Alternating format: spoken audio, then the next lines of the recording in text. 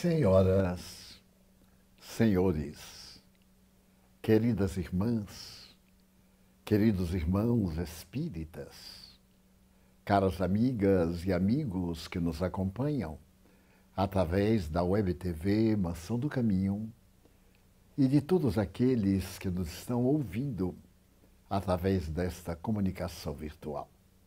Formam os votos de muita paz, especialmente pelo significado das turbulências que nos envolvem a todos no planeta em modificação.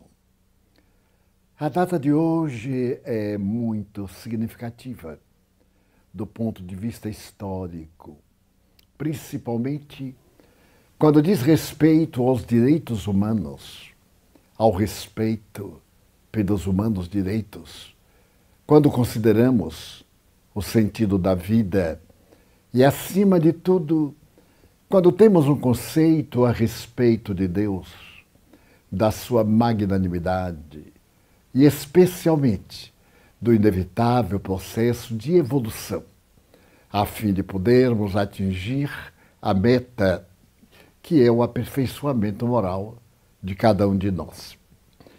Mais ou menos há 448 anos, Paris viveu um momento que assinalou na história da humanidade como sendo um dos mais graves. Era agosto. Mas a tragédia que teve lugar nessa ocasião já vinha sendo urdida desde muito antes, quando a Espanha se separou da Holanda e, naturalmente, a situação política entre espanhóis, holandeses e franceses fez-se necessária para uma reparação de profundidade. O rei da Espanha pediu ajuda de Catarina de Médicis para poder destruir os ideais de natureza do seu adversário, principalmente porque os holandeses eram protestantes, os espanhóis e os franceses eram católicos. E a história nos narra que a extraordinária viúva, que deixou memoráveis traços na história do pensamento universal, sentiu-se tão fascinada que começou a estabelecer um programa de desforço contra os protestantes. E a ocasião fez-se muito própria quando, naquele mês de agosto, ela preparou o consórcio da sua filha, mais tarde conhecida como a Rainha Margot, a interessantíssima jovem Margarida. E esta Margarida foi solicitada para o matrimônio por Henrique de Navarra. Era uma forma de unir, de alguma forma, o pensamento do aspecto latino da Península Ibérica com a grande tradição da França. Henrique de Navarra era huguenote e, naturalmente, a sua futura esposa, Margarida, era católica. E a mãe desejava uma oportunidade para desforçar-se dos huguenotes. Era uma questão política, mascarada de um conceito religioso, objetivando, sobretudo, a dominação da França sobre a Holanda em um maravilhoso pacto de união com a Espanha. Narram os melhores historiadores que reinava então, nesse momento, Carlos IX, o filho de Catarina de Médicis, a esposa de Francisco II, que morrera, mas ela não se tornara rainha, porque o seu filho, Francisco, assumiu o trono da França e, com a desencarnação deste, depois que ela foi regente por 3 anos, veio tomar o lugar este jovem que deixaria também marcas muito dolorosas na história do povo gaulês. Os trâmites, as lutas, as batalhas sangrentas estavam no auge. Havia uma jovem senhora, a Duquesa de Nemours, que se destacara pela glória da tradição da sua família Guise. E a Duquesa de Nemours era mãe de um grande sacerdote, também conde, o Duque e o Conde de Nemours, e estabeleceram como necessária a destruição dos protestantes. Catarina tinha dúvidas, e ao casamento de Margot foram atraídos os franceses de origem protestante para ficar em Paris, que seria uma oportunidade maravilhosa para decretar a destruição das suas vidas. E depois da pompa matrimonial na grande catedral, as famílias recolheram-se aos seus palácios. E Margarida de Navarra, a filha dessa mulher audaz e grandiosa, Catarina, escreverá no seu diário. Estava deitada e, de repente, entram homens gritando: navarros, navarros, traziam as armas de destruição. Ela não sabia daquela negociação bárbara de destruição de vidas. Ela foi utilizada, aliás, mais de uma vez negociada, para os interesses da mãe que ela temia, como tem ocasião de confessar nas suas memórias. E ela agora está nas mãos de alguém de Navarra, sendo católica, mas sendo esposa do rei de Navarra, Henrique, e a tragédia é repassada a ela como sendo a grande noite. Tudo havia começado a partir das 22 horas. E coloque o sigiloso, a marquesa duquesa de Nemours, solicitava a Catarina que aquele era um dia extraordinário. Paris nunca tivera tanto protestante dentro dos seus muros. Que ela levasse o documento ao filho para que ele somente colocasse o selo e assinasse, autorizando a matança. Havia uma certa diferença de natureza política entre Catarina e o nobre almirante francês, que, aliás, esteve também aqui no Brasil, e que seria vítima da grande tragédia nessa noite de 23 para 24 daquele agosto sangrento. As notícias eram desencontradas. E mais ou menos às 23 horas, Catarina cede à insistência da Duquesa de Nemours e vai ao filho, levando o documento para que ele assine. Ele era sujeito a certos delírios. A família, aliás, trazia uma herança genética bem peculiar. Problemas na coluna, nos pés, traços de degenerescência, como era muito comum nas cortes europeias da época, por causa dos casamentos entre familiares, perturbando a descendência geneticamente. E então, quando ele foi obrigado pela mãe a assinar, ele a respeitava muitíssimo. Ele disse que não apenas se matariam os huguenotes, mas que matariam a todos. E teve um susto de desespero e assinou. Então, Catarina, com o papel, entrega à Duquesa de Nemours, que havia feito um conciliábulo com o sacerdote da igreja defronte dos fundos do palácio, hoje o Louvre. Ela havia combinado que, na hora que o rei assinasse, ela levantaria um castiçal com uma vela acesa e daria o sinal para que a igreja de São Pedro de l'Auxerrois batesse os sinos e começasse a matança.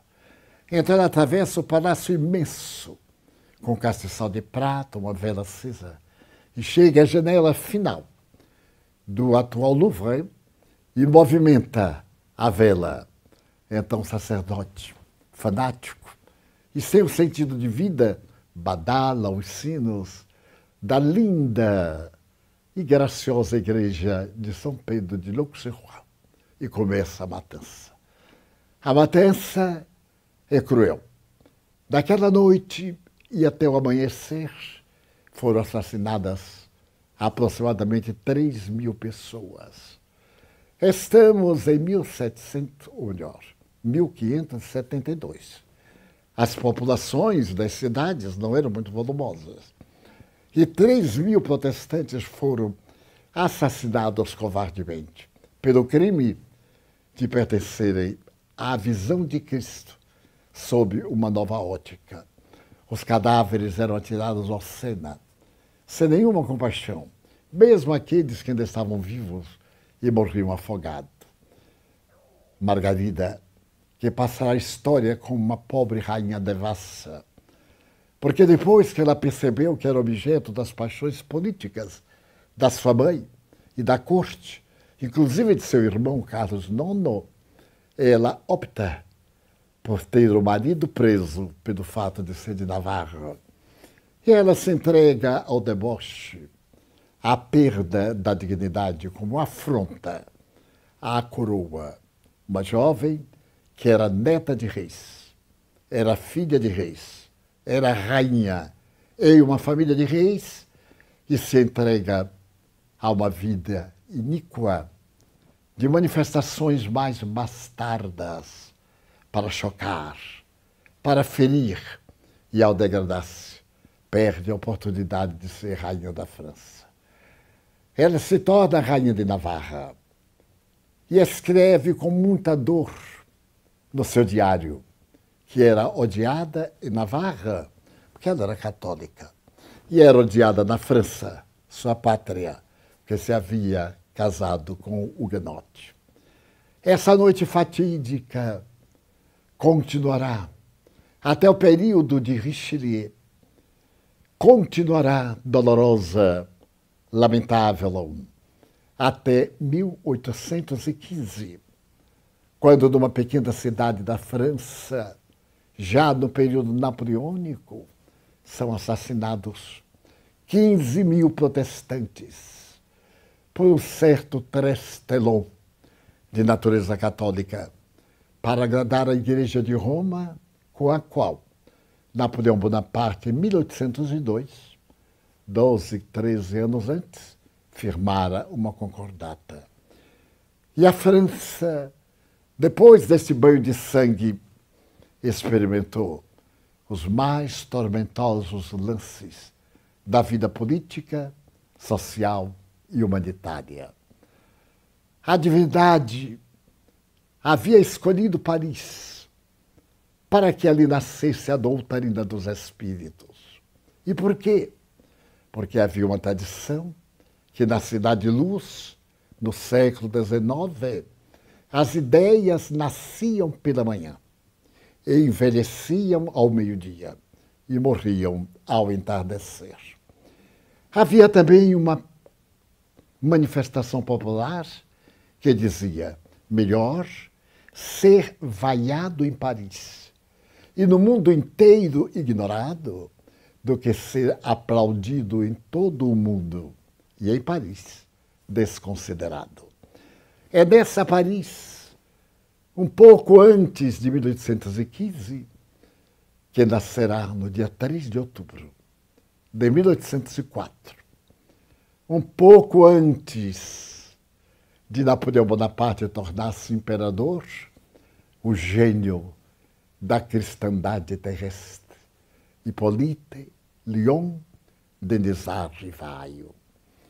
Napoleão foi tornado imperador 2 meses após, no dia 2 de dezembro do mesmo 1804. A glória deste imperador foi também uma afronta à Igreja, porque o Papa Pio VII havia sido convidado para coroar o novo imperador da França. E no momento, Napoleão, que tinha certas reservas à religião dominante, arrebatou-lhe das mãos a coroa, autocingiu-se e, dirigindo-se a Josefina, colocou-lhe na cabeça a coroa de imperatriz. A situação era muito lamentável, porque o Vaticano reagiu e ele, para mostrar o seu poder, mandou prender o Papa no castelo de Fontainebleau, relativamente perto de Paris, onde o manteve até mais tarde entregá-lo à cidade do Vaticano. A humanidade tem sido sempre vítima das fantasias, da loucura do poder, das desídias, interferindo nos divinos planos de Deus, a benefício do planeta terrestre e de todas as criaturas. O lamentável é que o jovem Denis Arrivaio vai estudar em Yverdun, uma cidade suíça, onde o eminente mestre Pestalozzi estava lançando os planos da escola nova, a nova educação. Dizia-se pedagogicamente que a criança era um adulto em miniatura e, através da história, a criança nunca valeu muito. Era deixada nas ruas ao abandono muito pior do que hoje. Os miseráveis de Londres, de Paris, das grandes cidades, essas crianças órfãs e esfarrapadas constituíam verdadeiras legiões de miseráveis, de ladrões, de pervertidos. E Pestalozzi, recolhendo do seu próprio lar as crianças modestas da sua cidade, começa a criar o seu instituto. E mais tarde um grande amigo e nobre oferece-lhe o castelo, que ainda hoje se encontra na cidade e é um grande monumento à educação. Nasce a escola nova. A criança não é um adulto em miniatura, é um ser em formação. O seu cérebro, segundo o mestre, é uma folha de papel em branco, da qual os atos dos adultos, a começar pelos pais e a mãe gestante, nos quais esses papéis em branco vão sendo preenchidos com aquilo que vai formar o inconsciente individual da criança que se tornará adulto.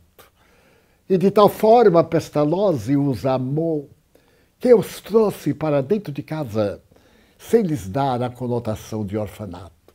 E quando mais tarde ele ganhou o castelo de Yverdun, colocado no centro da cidade, como a bandeira gloriosa do poder da época, então, jovens do mundo inteiro, principalmente da Europa, da Nova América e talvez de algum país da Ásia ou da América do Sul, foi estudar com o eminente mestre.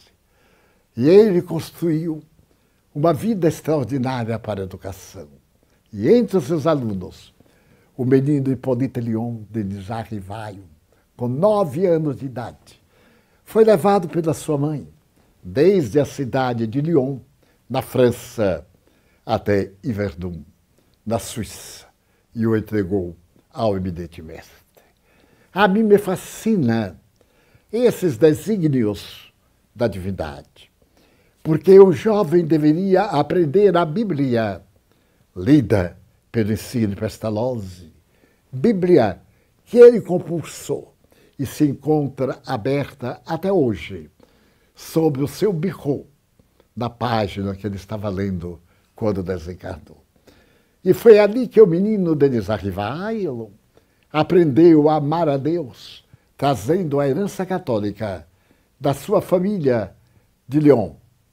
E mais tarde, aos 15 anos, para revelar a inteligência grandiosa de que é objeto, Pestalozzi é convidado a ir a Paris para apresentar o seu método na educação e nomeia como substituto Denis Arrivaio, um adolescente de 15 anos, que se torna mestre dos seus colegas, diretor do ensino no imenso castelo, onde já estivemos muitas vezes recordando o eminente estudante.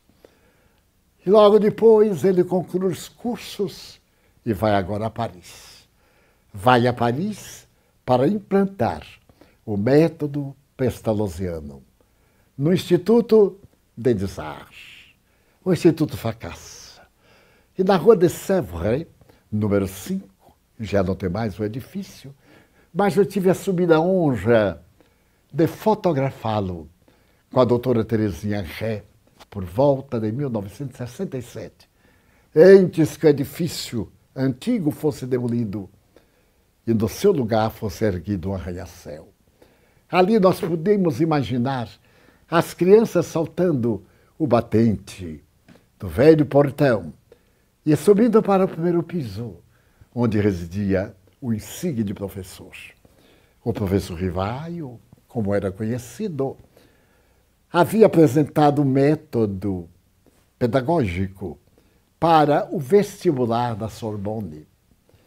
Havia publicado uma gramática a respeito da conjugação dos verbos irregulares da língua francesa. Digamos de passagem, os mais irregulares verbos que existem são os verbos franceses.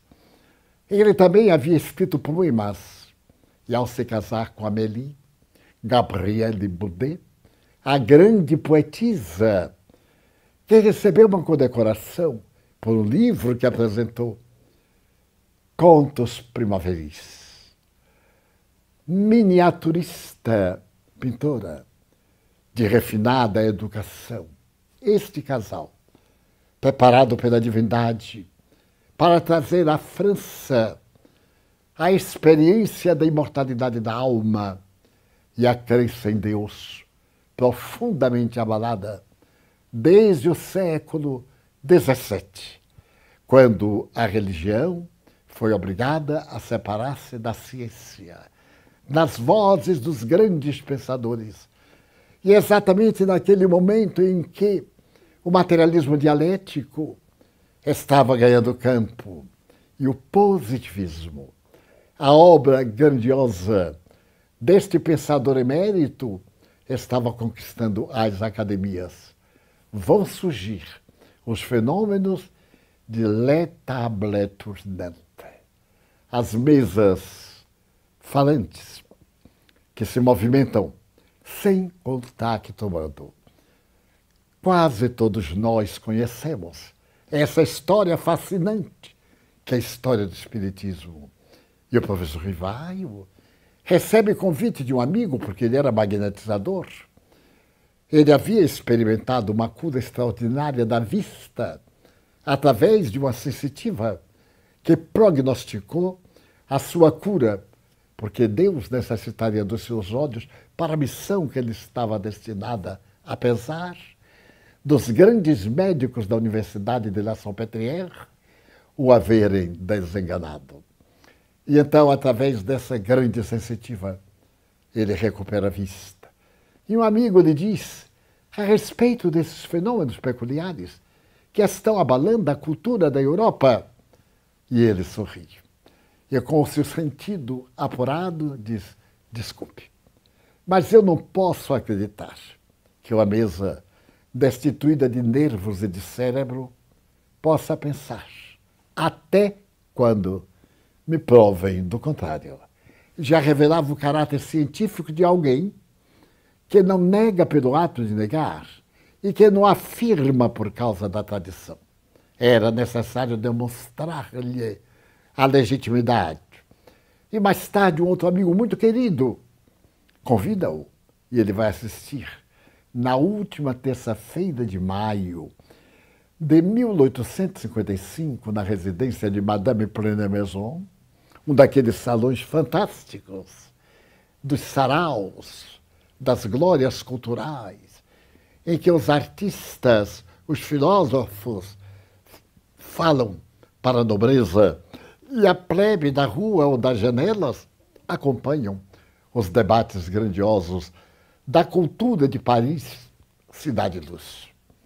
No dia 18 de abril de 1857, no sábado, entre 10 horas e meio-dia, aparece na livraria Danty, uma das melhores de Paris, na Galeria d'Orléans, no Palácio Real, que é um dos lugares mais belos da capital francesa, aparece o Livro dos Espíritos.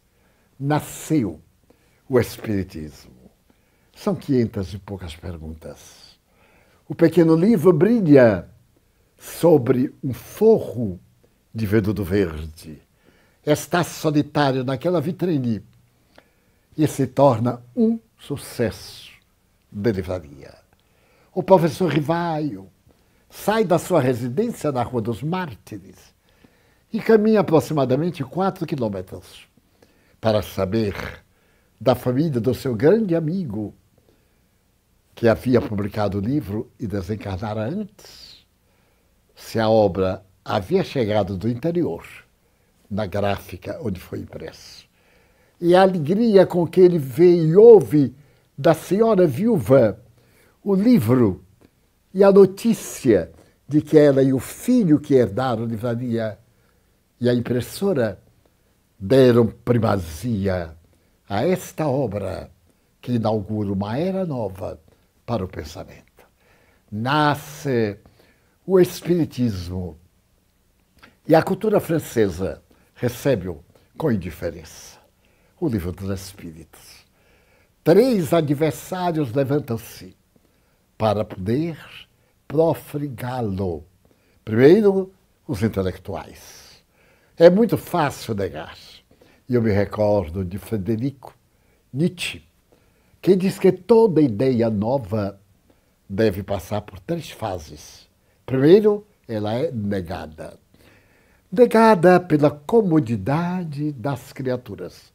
Porque aceitar uma ideia nova é realizar uma revolução interior, modificar a sua estrutura de pensar, o seu comportamento, adotar novos hábitos, novos costumes. E então se combate.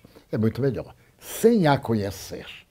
E foi combatida tenazmente pelas universidades de La Salpêtrière, de La Sorbonne, pelos jornais da época, que faziam muita blague, que faziam muita caricatura zombeteira. E o insigne mestre, professor Rivaio, que adotou o pseudônimo de Allan Kardec, por uma questão muito simples. Ele estava certo dia conversando com o espírito de verdade, através de uma jovem médium. Todas as médiuns eram muito jovens, de 15 anos de idade. E, de repente, ela, no transe profundo, aponta-lhe o dedo e diz: Rivaio, o martelo, ou melhor, o machado, está no tronco da velha árvore, que deve ser decepada para que nasça a era nova. A ti, Denizar, cabe esta tarefa. Ele espanta-se e pergunta: mas como a mim? Se eu errar, outro te substituirá, porque os desígnios de Deus não dependem apenas de um homem. Ele aceita o desafio. E logo depois, numa outra oportunidade, conversando com a médium, esta lhe diz que ele é muito conhecido. E o espírito que se comunica pela psicofonia chama-o com ternura de amigo. Se tu queres saber, o meu nome é Zéfiro. Zéfiro, essa brisa doce do amanhecer, este vento cálido do entardecer. Zéfiro, que vem do grego. Nós fomos amigos aqui mesmo, nesta querida França, antes de ela ser chamada França. Ela era chamada pelos latinos, pelos romanos, Lugudunum. Então, desta bela Lugudunum, onde nós formávamos a nossa gleba, éramos adoradores de um Deus único, acreditávamos na reencarnação, éramos vegetarianos e sabíamos da comunicação dos espíritos. Tu eras um sacerdote de nome Allan Kardec. Tu estiveste presente pelo período que Júlio César invadiu Lugdunum e das lutas de Vercingetorix, que ficaram gravadas nas páginas da história da humanidade. A ele lhe pareceu tão bela a narração, folclórica, lendária, ou mítica, ou verdadeira, que ao apresentar o livro, ele raciocinou. Eu sou um homem famoso. Já publiquei muitos livros. Tenho leitores em toda parte da França. Se eu colocar o meu nome, muita gente vai ler o livro por causa do meu nome. Eu vou colocar o pseudônimo, um nome desconhecido. Quem ler o livro não sabe quem é o autor e gostará ou não do livro pelo seu conteúdo, afirmou Allan Kardec.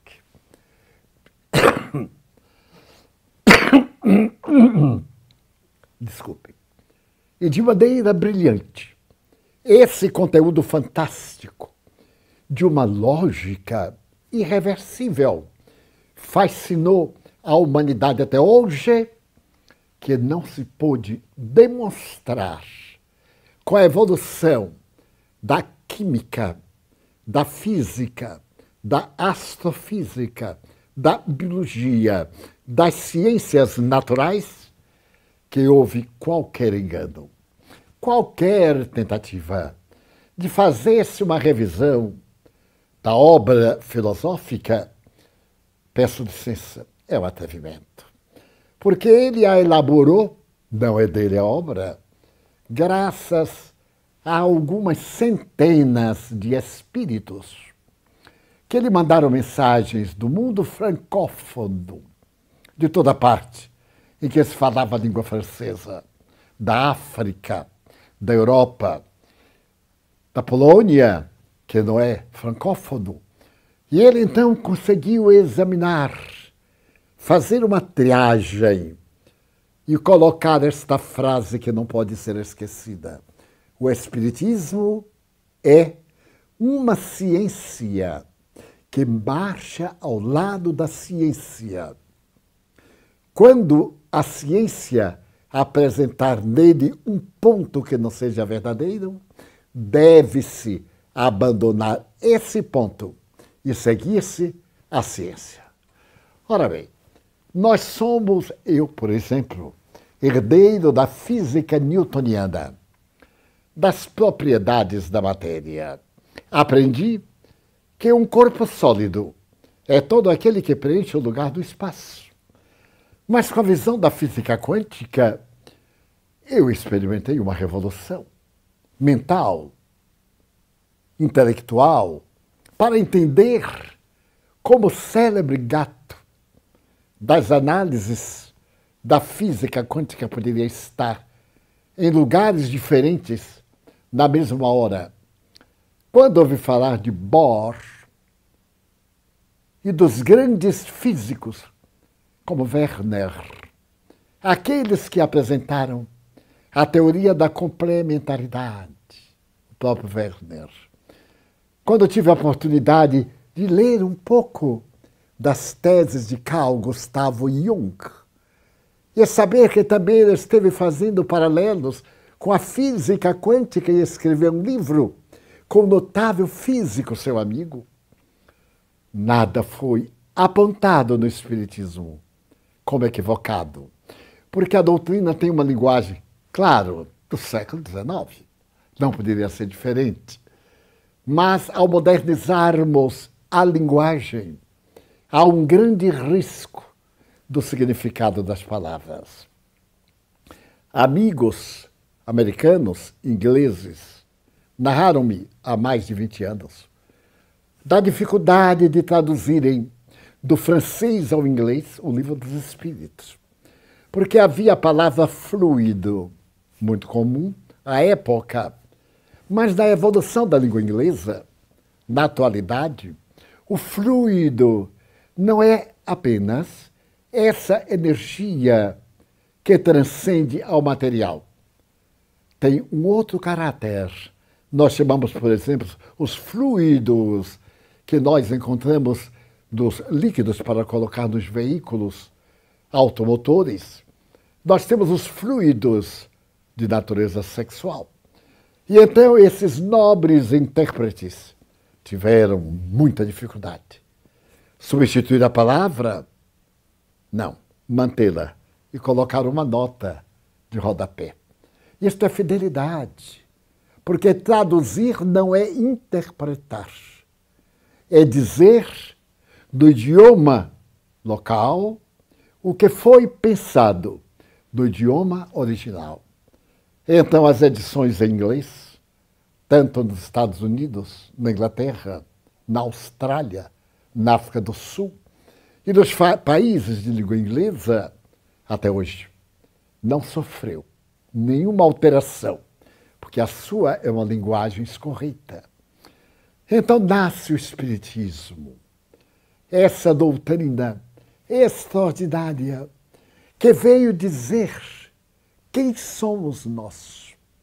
As velhas tradições, as lendas, o fantasioso, o miraculoso, 100 anos antes da cultura do século XX, nasce no Espiritismo, dando-nos a experiência do fato. E é a primeira doutrina que parte de um fato na busca de uma explicação. Normalmente, nós observamos uma teoria à busca de um fato, para que comprove. Foram os espíritos que vieram e que disseram: nós somos as almas das criaturas que viveram na Terra. Estamos de retorno, porque a morte é somente uma disjunção molecular da organização fisiológica. A vida não é apenas esse reflexo de natureza material. A vida transcende.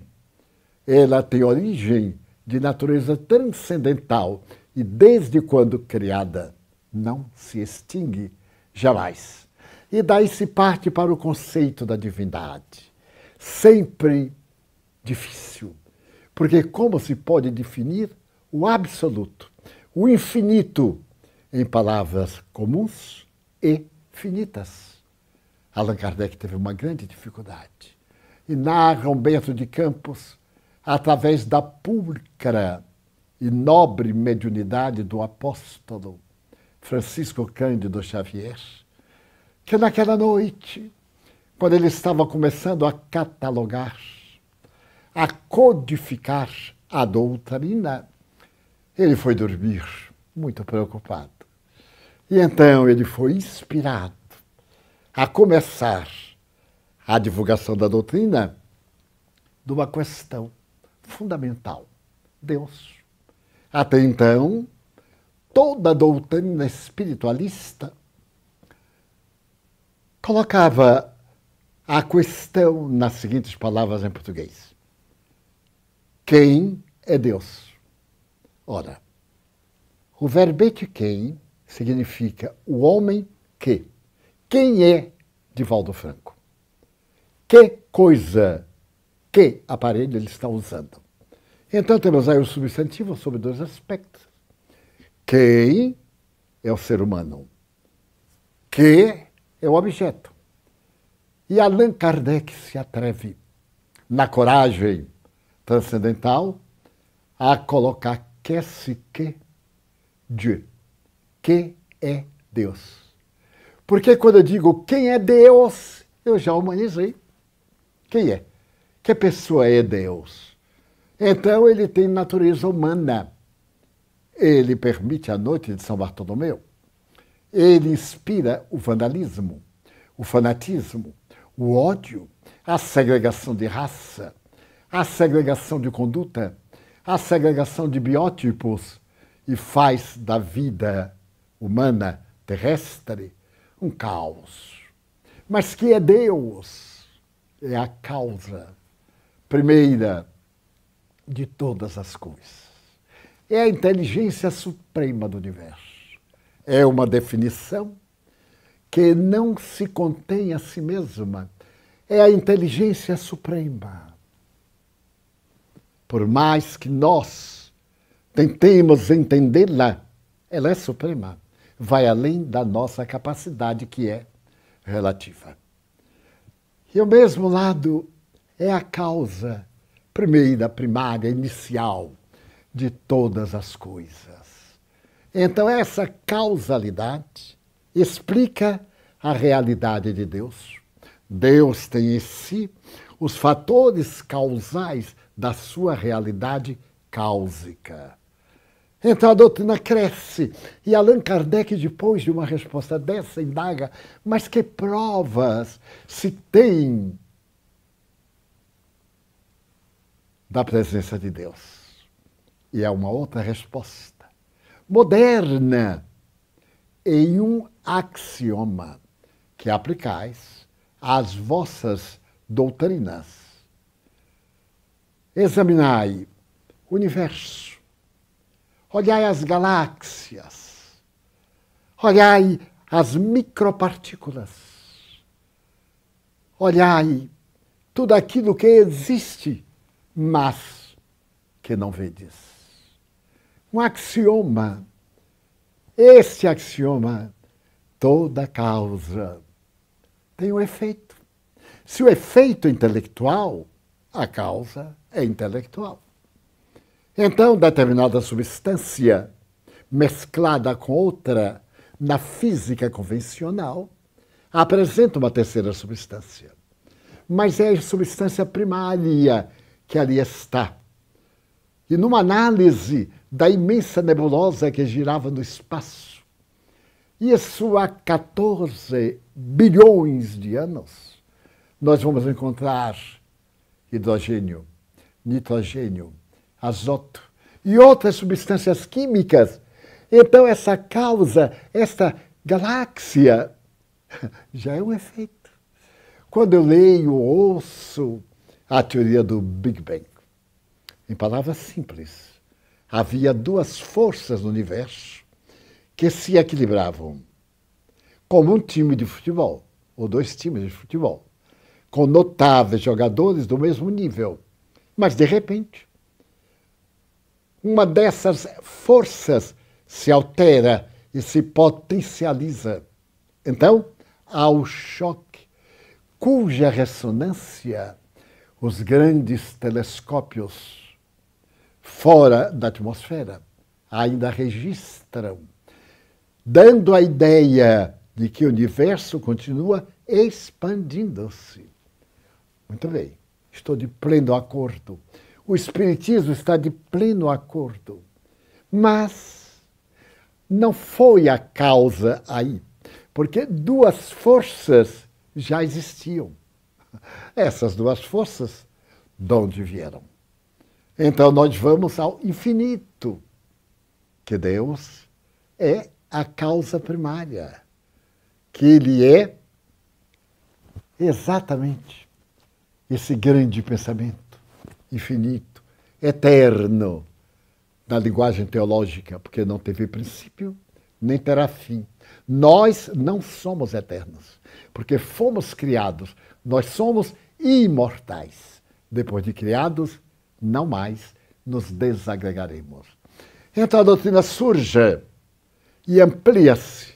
Os intelectuais silenciam, vão atacar os médiuns. Dizer que a mediunidade é uma degenerescência de natureza histeropata. É o tempo da histeria. Mais tarde se dirá que é uma personalidade dupla, uma parasitose. Mais tarde se dirá que é uma farsa. E os espíritos materializam-se na residência do maior físico da Inglaterra, William Crookes, por 3 anos, através de uma jovem menina que no início contava 12 anos, até os 15 anos, cujos fenômenos eram medidos, pesados, fotografados. Até o instante que Crookes fotografa o espírito e a médium, os dois juntos, na sua casa, e vê o espírito desaparecer nas tábuas. Ele arranca uma das tábuas para ver se existe um alçapão e que o espírito se refugiou. E então, na noite de 31 de maio de 1875, ele escreve à Sociedade Dialética de Londres uma carta, na qual exara: desejo dizer-vos, porque vós me propuseste examinar se esses fenômenos são possíveis. Eu vos direi, não, não são possíveis, eles são reais. Idoso, quando recebeu uma comenda da rainha da Inglaterra, alguns amigos disseram: Crux, você se apaixonou pela médium, você já era um adulto, ela era muito bonita. Isso não acontece. E ele sorriu, severo e digno. Cada dia que passa, mais certeza eu tenho dos fenômenos que vi do que naquele próprio momento. Então são provas universais que estão em todo o planeta. Eu estava na casa de André Luiz Xavier, em Pedro Leopoldo, em 1954, com uma problemática na garganta muito séria. Amigos me haviam levado a um médico muito célebre em São Paulo, 1954, repito. E eu estava com uma afonia e muitas dores na garganta. Então ele fez uma análise e um diagnóstico. Provavelmente é uma neoplasia maligna. Na minha santa ignorância, eu não entendi nada. Foi preciso decodificar. Era um câncer. Então, eu resolvi vir de São Paulo a Salvador, porque, sendo funcionário de uma autarquia, nós tínhamos no Rio de Janeiro um grande hospital para os funcionários, a fim de me preparar e ir para o hospital para ver o de que se tratava. Mas resolvi, de São Paulo, escalar em Belo Horizonte, visitar Chico Xavier, que morava em Pedro Leopoldo, e vir a posteriori. Quando eu cheguei a Pedro Leopoldo, uma sexta-feira, dia de reunião, o Chico perguntou: Padre, você está rouco, está afônico? Eu digo: é, Chico, é uma doença misteriosa.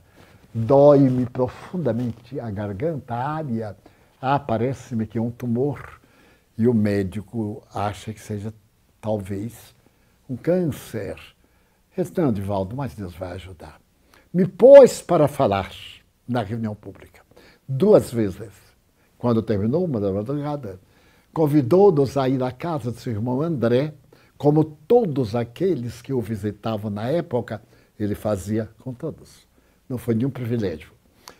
E então, antes do cafezinho e da broa servida numa assadeira, ele nos chamou assim um quarto. Estávamos Arnaldo Rocha, Carlos Cavalcante, estava José Martins Peralva Sobrinho e eu.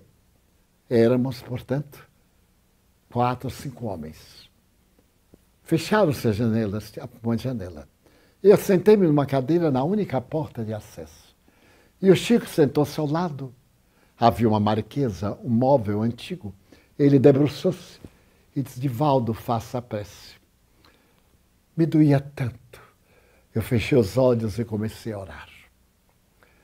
Quando eu estava, digamos, concluindo o Pai Nosso, eu vi uma voz feminina: Divaldas. Eu abri os olhos. Diante de mim, estava uma jovem, entre 16 e 18 anos, vestida com avental de enfermagem, que eu atribuí ser um avental antiga, loura, o cabelo penteado para trás e as pontas voltadas para dentro, os olhos azuis. Sorriu. E então me detive. E ela, falando português horrível, disse-me: chama-me Schwester Sheila, irmã Sheila. E me operou com um pequeno aparelho materializado. Me deu a aplicação que eu considero ser radioativa. Quando ela disparou com aquela caneta que se movia dentro da minha boca por sobre a língua, eu dei um grito. Pela dor, Ela tirou e disse, vai ser novamente. E novamente. Quando ela tirou novamente aquela caneta, que faz lembrar hoje as canetas que tem uma lâmpada na parte superior, ela perguntou assim, Divaldas, como vai? Eu disse, passou a dor. Eu havia recuperado a voz. Ali, na hora. E estou com essa voz até hoje. 1954. Mas não apenas uma vez. As materializações luminosas de Francisco Peixoto Lins, o Peixotinho, da cidade de Campos dos Goitacazes, da casa do Chico, firmadas as fotos por ele. As materializações que o próprio Chico fez em sua casa, na presença de Arnaldo Rocha, Joaquim Alves, José Gonçalves Pereira e um grupo da Federação Espírita do Estado de São Paulo. E, enfim, os odores, os perfumes que ele exalava.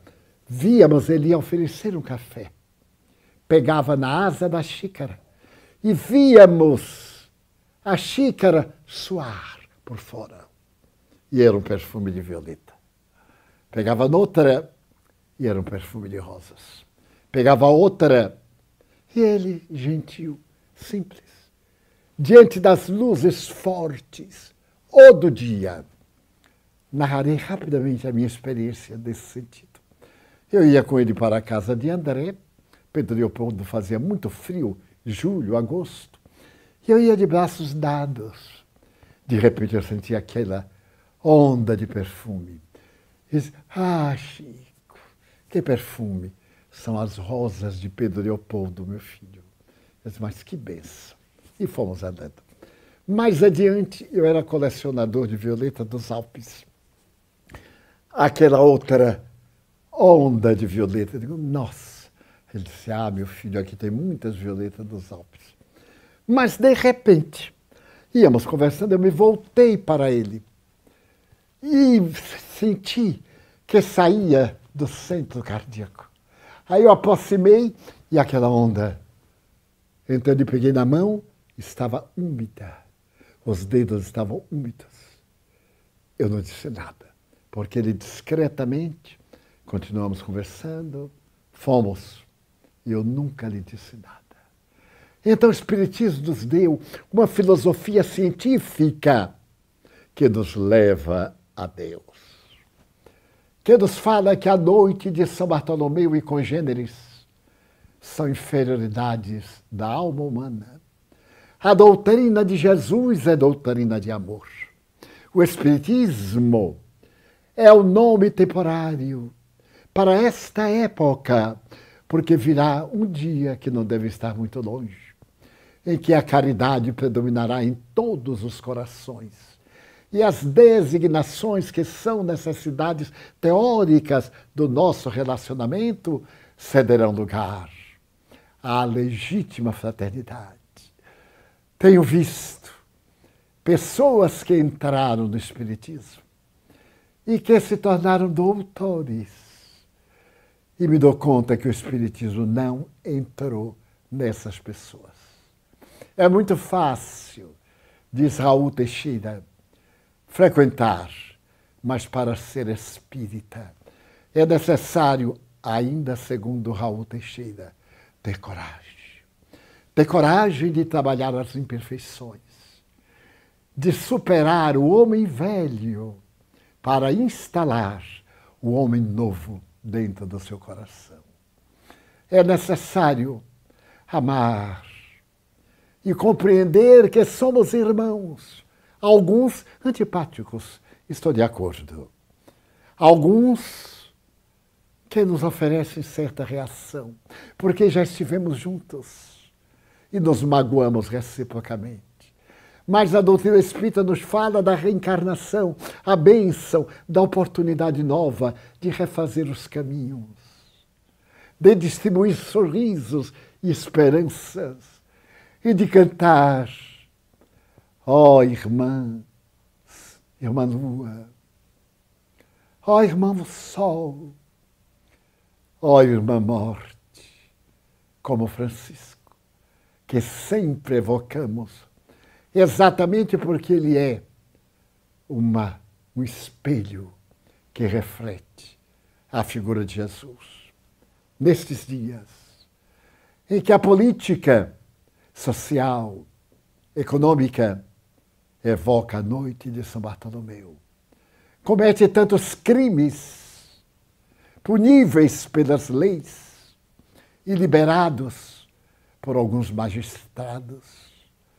Nesses momentos em que se trabalha para dizer que o crime é bom para a sociedade, que o aborto, como se estuda na França, a definição do aborto aos 9 meses, que ainda vai passar pelo Senado e receber a assinatura do presidente Macron, em que se vai praticar o infanticídio. Haverá lugar em nossa mente para nós que amamos os animais, para nós que arrancamos o instinto feroz dos nossos irmãos da escala zoológica e os tornamos dóceis, e os tornamos amigos, tornamos-los protetores nossos. Eu tenho uma amiga que padece de uma doença terrível, epilepsia. E ela tem um gato.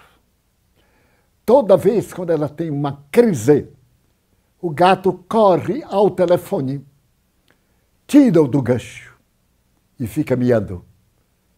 E como aquele telefone está ligado diretamente a uma senhorita, vai à providência imediata e salva. E quantos outros amigos doentes que tem nos seus cães, nos seus gatos, verdadeiros enfermeiros.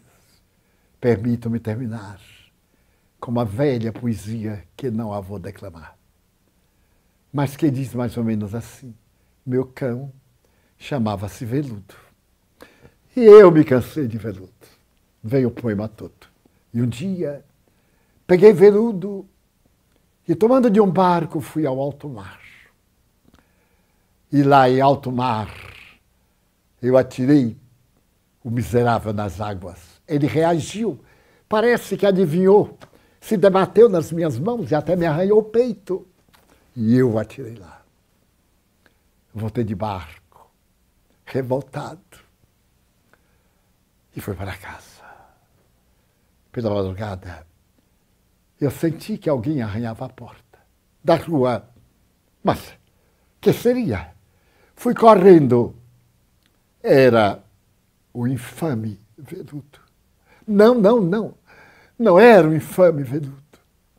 Era o anjo Veludo. Porque naquele debater-se, ele arrancou uma corrente que eu tinha, com uma peça de alto valor monetário e sentimental, que me foi dado pela minha avó. E ele nadou até a praia e veio até aqui em casa com o cordão de ouro na boca. E quando eu abri a porta, ele lançou nos meus pés e morreu. Como é que nós podemos ter a covardia do aborto criminoso? Das noites de São Bartolomeu, vamos fazer desta mensagem que nos une como irmãos, porque o nosso genitor é único, o caminho da nossa felicidade, da nossa plenitude.